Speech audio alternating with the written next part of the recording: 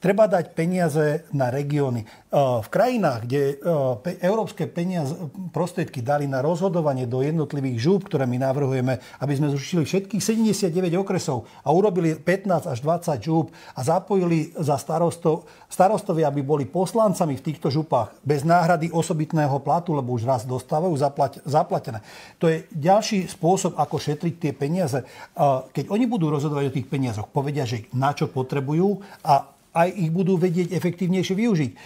Ten centrálny, silný štát, tak ako sme ho mali možnosť vidieť doteraz, spôsobil, že máme miliardy ohrozené z hľadiska vyčerpania z Európskej únie. My tie peniaze z Európskej únie potrebujeme veľmi rýchlo a veľmi efektívne dostať do kolovej ekonomiky, lebo to je jediný impuls, z ktorého vie Slovenská republika v tejto chvíli načerpať a naštartovať túto ekonomiku.